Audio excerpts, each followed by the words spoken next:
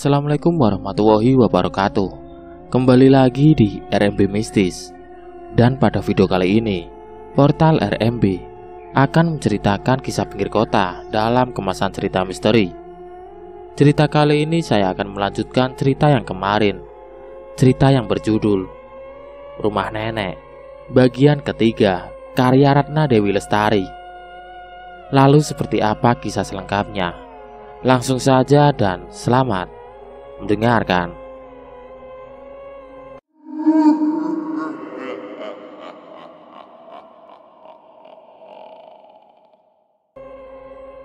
Lepaskan tubuhku, pekik Ajeng, yang membuat makhluk itu menatapnya sangar.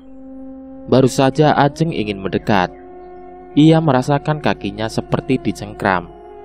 Saat ia menoleh ke arah bawah, dari lantai ternyata banyak tangan menggapai-gapai tubuhnya. Ajeng ingin melepaskan diri, tapi tangan-tangan pucat berkuku hitam dengan guratan nadi berwarna biru itu begitu kuat seperti ikatan tali yang sulit dilepas. Perlahan, tubuh Ajeng ditarik masuk ke dalam lantai marmer. Dingin begitu menusuk tubuhnya, hingga terasa beku seketika. Tangisnya pecah, tapi sekuat apapun ia berusaha, hanya kesia-siaan yang ia dapatkan.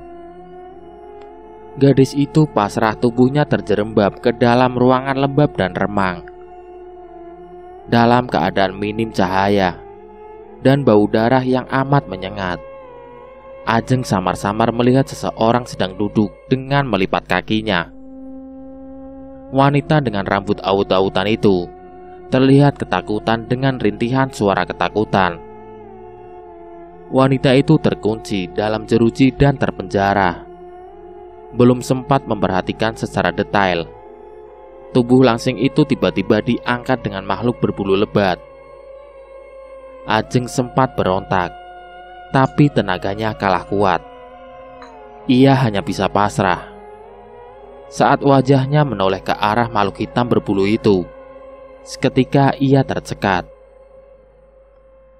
Makhluk berwajah serupa gorila itu punya taring yang panjang dan beraroma ubi bakar. Matanya merah menyorot penuh nafsu. Malam ini kau akan kunikmati dan kuhujami dengan kepuasan yang tiada henti. Aku sudah jatuh cinta padamu sejak kamu masuk ke rumah tua ini. Terima kasih sudah membuka belengguku, dan kau saat ini akan jadi budakku. Suaranya menggema menakutkan. Ajeng berontak, tangisnya pecah seketika. Di sela tangisannya terdengar suara raungan dan rintihan kesakitan. Ajeng terhenyak, kepalanya meneleng ke kiri, matanya seketika membola. Di balik jeruji yang tersekat, banyak orang dengan kondisi mengenaskan, layaknya penjara makhluk mengerikan. Banyak dari mereka tak utuh tubuhnya. Wajah penuh darah, mata tercongkel keluar, kaki penuh belatung, tangan hanya satu, kaki terpotong, usus terburai dengan raungan dan tangisan menyayat hati. Bi Jumi, nanar matanya saat melihat di salah satu penjara terduduk orang yang ia kenal. Tatapannya penuh trauma, ketakutan. Wanita parubaya itu seketika berdiri dan menggenggam jeruji saat melihat Ajeng berada di gendongan makhluk berbulu lebat dengan mata merah menyeringai mengerikan. Non Ajeng, Bibi, tolong Ajeng, Bi. Tangis gadis itu kembali pecah saat melihat wanita yang sudah setia menjadi asisten rumah tangganya selama puluhan tahun lamanya. Tangan Bi Jumi berusaha menggapai Ajeng, tapi seketika itu pula, entah datang dari mana makhluk bertubuh tinggi seperti tulang berbalut kulit, membawa cambuk menarik tubuh Bi Jumi. Jelas, mencambuk tubuh Bi Jumi berkali-kali hingga darah segar menetes dari kulitnya yang terluka. Ampun. Suara raungan Bijumi seketika mengaung di ruangan lembab dan berlumut. Bibi, maafin Ajeng. Ajeng yang saat itu dibawa masuk ke suatu ruangan menangis terisak. Sesak dalam dadanya membuat gadis itu susah untuk bernafas. Buk! Makhluk berbulu itu melempar Ajeng di atas ranjang besi berkarat yang penuh dengan noda darah. Bau anyir seketika menyeruak, membuat Ajeng terbatuk berkali-kali.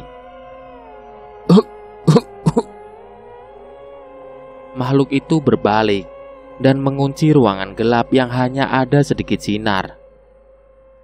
Entah sinar apa, tapi Ajeng yakin ia saat ini bukan berada di tempat biasa. Ajeng terduduk, tubuhnya sakit. Ia menarik kakinya dan memeluk dirinya sendiri. Matanya mengedar dan saat ia melihat pada suatu sudut ruangan, dadanya seketika bergemuruh kencang. Seseorang berdiri dengan memakai gaun. Wanita yang semula menatap ke arah lain perlahan menggeser tubuhnya dan mendekati cahaya yang masuk dari sela-sela ventilasi ruangan. Ajeng menelan saliva susah payah saat menatap sosok asing di hadapannya. Tanpa senyum dan tatapan kosong, seolah menyimpan penderitaan yang tak berujung. Wanita berambut pirang bergelombang itu memakai gaun putih yang amat kotor dan banyak bercak darah. Wajah putih pucatnya meski juga penuh luka masih menampakkan jejak kecantikan wanita asing pada umumnya. Berhidung mancung dan berbibir tipis. Wanita itu hanya berdiri tanpa menyapa dan membalikkan tubuhnya. Kembali duduk di depan kaca sembari melantunkan lagu dengan bahasa asing yang Ajeng tak mengerti. "Who are you?" Ajeng berusaha menyapa. Ia yakin wanita itu juga sendera seperti dirinya. Wanita itu tak menjawab. Ia malah mengambil sisir dan menyisir rambutnya. Lantunan nada lagu terdengar menyedihkan dan membuat bulu kuduk berdiri. Ajeng kembali menatap wanita itu dari cermin yang menghadap ke arahnya. Gerakan menyisirnya yang perlahan lama-kelamaan menjadi sangat cepat, disertai tangisan dan teriakan yang menyayat hati. Rambut indah itu mulai rontok hingga menyebabkan kulit kepalanya mengelupas. Ajeng semakin ketakutan. Ia memeluk tubuhnya lebih erat. Tubuhnya gemetar hebat. Darah mulai mengucur dari kepalanya yang terluka. Wanita itu kemudian mencakar wajahnya sendiri dan membuat wajah cantik itu terluka dan berdarah. Mencungkil matanya sendiri dan memasukkan mata itu ke dalam mulutnya, mengunyah hingga terdengar giginya yang beradu. Ajeng histeris ketakutan. Tangisnya pecah menghadapi pemandangan mengerikan yang terhampar di depan matanya. Sedangkan wanita itu terkekeh senang. Ia kemudian berdiri dan melangkah menuju pintu. Sempat menghadap ke arah Ajeng dan memamerkan muka rusak beserta mata bolongnya yang mengeluarkan darah segar. Sebelum ia hilang dan menembus pintu, ia sempat berkata, "Selamat datang di alam ini, pendosa. Kau dan keluargamu serta kekasihmu itu tak akan bisa lepas dari kami." Mama, tolong Ajeng, Ma. Gandhi dan Bagas berusaha membuka pintu kamar Ajeng, tapi sayang, tenaga mereka tak sepadan dengan makhluk yang berada di dalam. Apalagi saat suara tangis Ajeng tak lagi terdengar. Kedua bocah itu kembali didera rasa khawatir. "Kak Ajeng, Kak!" teriak mereka. "Mama, Mama!" Berulang kali memanggil Mama, tapi sedari tadi tak ada sahutan. kau panggil mama, Dek. Kakak usaha buka pintu, perintah Bagas. Kita jangan pisah, Kak. Kita tolong dulu Kak Ajeng, nanti baru temui mama, sahut Gandhi. Ayo, Bibi bantu cariin linggis. Tiba-tiba suara Bijumi terdengar, membuat Gandhi dan Bagas tersentak kaget. Mereka serentak mencari asal suara. Entah kapan datangnya dan dari mana, Bijumi kini berada di belakang mereka. Harapannya kosong dan raut wajahnya datar, membawa lilin sebagai penerangan. Tanpa kata, Bijumi memutar tubuhnya dan mulai meniti anak tangga turun. Bagas menarik tangan Gandhi, mengikuti langkah Bijumi yang mulai menjauh. Kak, Gandhi ragu dan perasaannya tiba-tiba tak enak. Hus, benar kata Bijumi, kita butuh linggis.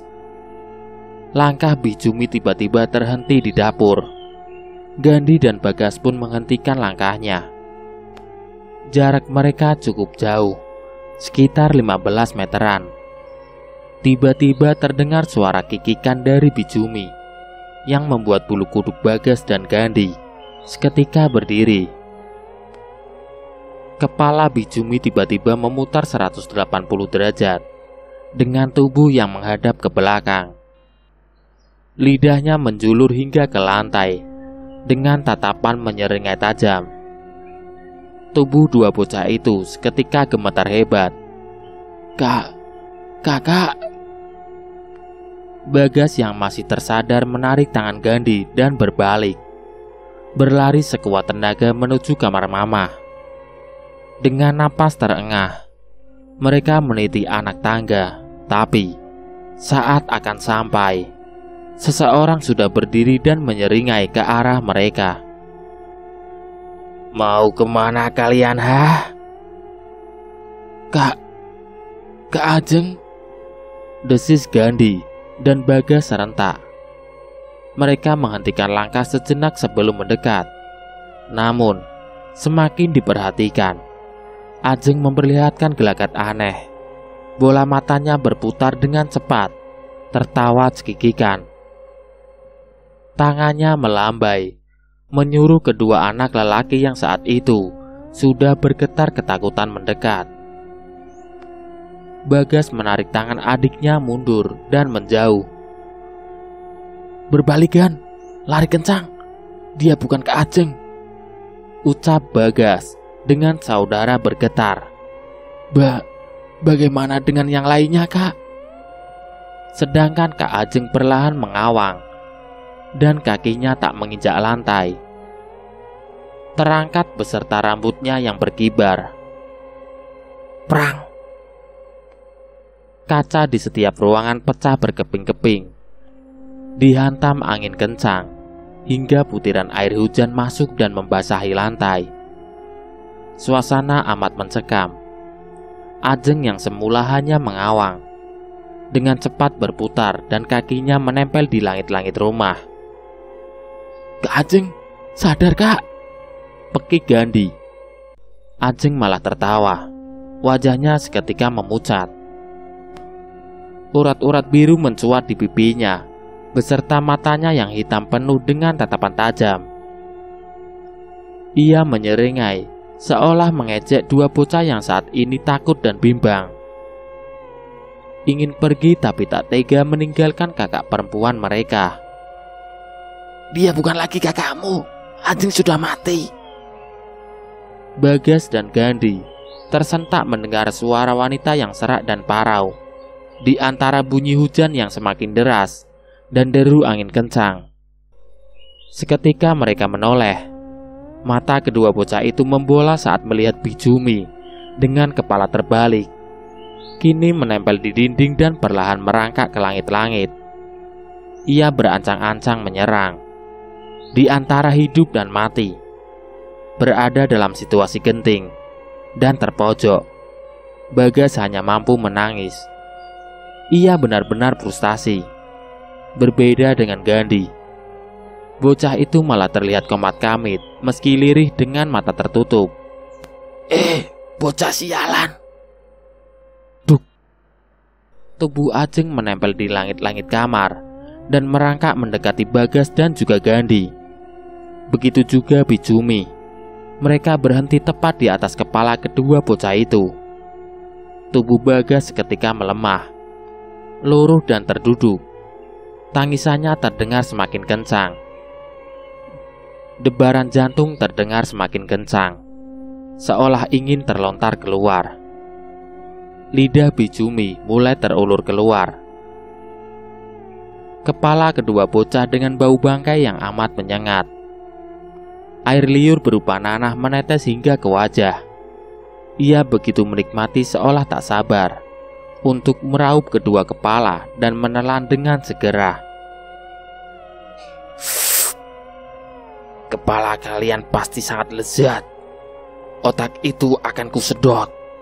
Rasanya pasti amat gurih. Desisnya sembari membuka mulut yang berisi gigi taring dan runcing yang menderet tak beraturan. Bijumi berubah layaknya monster yang menakutkan. Matanya melotot hingga nyaris keluar, menatap dua mangsa yang siap untuk dilahap. Suara lantunan ayat suci Al-Quran lama-kelamaan terdengar nyaring keluar dari mulut Gandhi. Rasa takut yang ia rasa lenyap berganti dengan rasa percaya diri. Begitu mendengar suara rintihan dari Ajeng. Begitu juga dengan Bijumi. Hentikan! Suaramu membuat tubuhku panas. Panas! Teriak Bijumi. Ia menarik lidahnya dan mundur menjauh. Au! Hentikan, Dek! Kakak kesakitan. Suara Ajeng terdengar melemah. Jangan hentikan, Gan. Jangan terpengaruh ucapan mereka. Aku yakin dia bukan Kak Ajeng ataupun Bijumi. Bagas berusaha meyakinkan Gandhi saat beberapa saat. Ia menghentikan lantunan doa yang membuat kedua makhluk itu menjauh. Ini kakak, Dek. Kak Ajeng.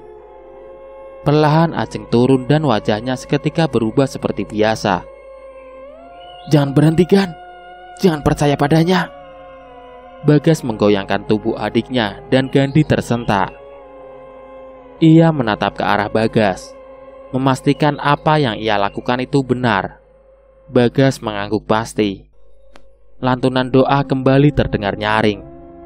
Dua makhluk itu kembali berteriak kesakitan. Dan detik berikutnya, mereka lari tunggang langgang entah kemana. Ruangan seketika kembali hening. Tap! Lampu tiba-tiba kembali menyala. Gandhi dan Bagas bernapas lega. Mereka saling berpelukan, melepas perasaan takut yang sejak tadi menggerogoti diri. Bagas, Gandhi. Terdengar jelas suara teriakan dari kamar nenek. Itu seperti suara bule Desi. Bagas berikut Gandhi, melesat berlari menuju asal suara. Saat melewati kamar Mama, tak terdengar suara apapun. Gandhi berhenti di depan kamar Mama dan mengetuk dengan keras. Tok tok tok. Gandhi, ayo, panggil Bagas, memberi kode untuk mengikutinya. Gandhi menggeleng. Aku harus memastikan Mama baik-baik saja, sahutnya. Bagas bingung antara mau menolong bulenya atau Mama. Bagas. Terdengar suara semakin pelan disertai isakan. Kakak cek bule, aku akan cek Mama, lirih Gandhi. Mama! Teriak Gandhi memanggil mamanya, sedang Bagas juga berlari menuju kamar bule. Saat hendak memegang gagang pintu, Gandhi maupun Bagas sama-sama tersentak. Gagang yang terbuat dari stainless itu terasa panas, bak bara api yang membara. Tangan dua bocah itu langsung melepuh. Au! Serentak dua bocah itu menarik tangannya. Bagas tampak gusar, Ia melihat ke arah Gandhi yang terduduk sembari meniup tangannya. Ia kemudian berlari ke arah Gandhi untuk menolong adiknya itu. Gandhi, apa tanganmu terluka? Tanya Bagas. Gandhi mengangguk dan menatap wajah kakaknya. Matanya berair dan berkaca-kaca. Tolong, tolong. Terdengar suara tangisan dari dalam. Suara serak dan bergetar. Mama. Susah payah Bagas bangkit dan menggedor pintu. Dok, dok, dok. Bagas, tolong Mama. Bagas semakin gusar. Apalagi di saat yang bersamaan, suara bule Desi pun terdengar memanggil. Bagas, tolong bule. Bagas berdiri dengan kepala yang pusing. Rumah yang diinjaknya rasa berputar. Getarannya membuat batas terhuyung ke sana dan ke sini. Bruk. Kakak. Bagas terjatuh dengan kepala yang menghantam lantai marmer di tingkat 2. Ia merasakan sakit yang teramat sangat. Suara tangisan Gandhi adalah suara yang terakhir ia dengar sebelum gelap benar-benar menjemputnya. Gas, Bagas, kamu gak sekolah? Suara lembut seorang wanita membangunkannya. Mata bocah 15 tahun itu mengerjap. Ia menutup matanya dengan telapak tangan saat sinar matahari yang masuk dari jendela membuat matanya silau. Sentuhan hangat menyentuh keningnya. Panas, Gas. Libur aja ya. Perlahan Bagas membuka matanya. Seketika bola mata itu membesar. Mama baik-baik saja. Ucap Bagas seraya terduduk dan memeluk tubuh wanita yang amat ia sayangi itu. Kret. Kamu ngapain sih, Kak? Kayak bocil gitu meluk-meluk Mama. Bagas langsung melepas pelukannya dan memindai tatapannya, mencari sumber suara yang ternyata Gandhi, adiknya yang baru saja keluar dari kamar mandi. Gandhi, kamu baik-baik saja? Lirih Bagas saat melihat adiknya. Bocah itu mengangguk pelan. Bagas terhenyak. Matanya bergerak menatap secara bergantian antara Mama dan Gandhi yang melihatnya keheranan. Bagas terdiam. Batinnya bertanya-tanya. Apa yang ia alami barusan adalah mimpi. Bagas memilih berbaring di kamarnya. Kepalanya terasa amat pusing. Sebelum pergi, Mama menyempatkan diri memproses Bagas yang suhu badannya meningkat. Satu kecupan ia layangkan di kening anak laki-lakinya itu. Saat menuruni anak tangga, Mama tak sengaja berpapasan dengan Ajeng. Gadis itu tampak berbeda. Tak biasanya diam dan bersikap cuek pada mamanya. Jeng. Ajeng hanya menoleh. Tatapannya kosong. Tak ada sahutan dan detik berikutnya ia melangkah pergi dan memacu motor Scoopy kesayangannya. Mama hanya menatap dengan penuh tanya. Namun, ia pun akhirnya menuju mobil karena Gandhi sudah menunggunya. Brak. Pintu mobil ditutup cukup keras. Gandhi yang saat itu sedang bermain game menoleh ke arah mamanya. Mama mendesah pelan seraya memijat tengkuknya. Ia tampak lelah dan kurang tidur. Mama sakit? Tanya Gandhi khawatir. Mama menggelengkan pelan. Cuma sedikit pusing karena kurang tidur tadi malam. Mama mimpi buruk, ucap Mama. Gandhi manggut-manggut. Sama Mah, tadi malam juga mimpi buruk. Mimpi Kak Ajeng minta tolong di kamar, papar Gandhi. Mama mimpi ada terowongan besar di kamar. terowongan itu ada apinya besar. Terus kita disedot masuk ke sana. Cerita Mama yang membuat Gandhi bergidik ngeri. Udah yuk sekolah. Mama mau nemenin Bagas di rumah, kasihan dia. Ucap Mama seraya memutar kunci mobil. Dan tak lama terdengar bunyi deru mobil. Ia kemudian memutar kendaraan roda 4 itu dan melajukannya dengan kecepatan sedang. Tok, tok, tok. Bunyi ketukan berkali-kali terdengar nyaring, mengusik ketenangan seorang pemuda yang sedang tertidur lelap di kamar kos-kosannya. Pemuda itu menggeliat. Hari ini ia sudah izin masuk siang. Kelelahan karena kemarin bermain bersama kekasihnya yang cantik. Kenangan bersama gadis itu membuatnya susah tertidur, karena terbayang bagaimana gadis itu begitu lihai memajakannya. Pemuda yang tak lain adalah Sedawira itu akhirnya terpaksa bangun dan bangkit dari tidurnya karena mendengar ketukan pintu yang semakin kencang. Kret. Sada terhenyak saat melihat seseorang yang kini sudah berada di depan pintu kosnya. Gadis berbaju kaos dan bercelana jeans dengan rambut terurai panjang itu tanpa aut-autan. Tatapannya kosong dan tampak sayu. Sayang, Ajeng, kok mendadak? Sada tampak kaget. Ia melirik ke kanan dan kiri, takut ada orang yang melihat. Beruntung hari itu sepi, karena semua orang pergi bekerja. Sada langsung menarik tangan Ajeng dan membawanya masuk ke dalam kamar kosnya. Di dalam kamar, reaksi Ajeng sangat berlawanan. Ia tersenyum sinis dan matanya menatap tajam ke arah kekasihnya itu. Tanpa aba-aba, ia mendorong Sada hingga pemuda itu terjengkang di atas kasur kapuknya. Sada meringis menyentuh kepala belakangnya yang sakit karena terantuk dinding. Bukannya menolong, Ajeng tampak menyeringai. Ia kemudian menarik baju kaosnya dan menariknya ke atas dengan kedua tangan hingga tersisa pakaian dalam berwarna merah. Mahkotanya menyembul indah, membuat mata Sada terbelalak melihat kelakuan Ajeng yang tampak berbeda. Gadis itu berlenggak-lenggok seolah menggoda, menanggalkan satu persatu pakaian yang melekat di tubuhnya. Portal RMB, itulah tadi cerita yang berjudul Rumah Nenek.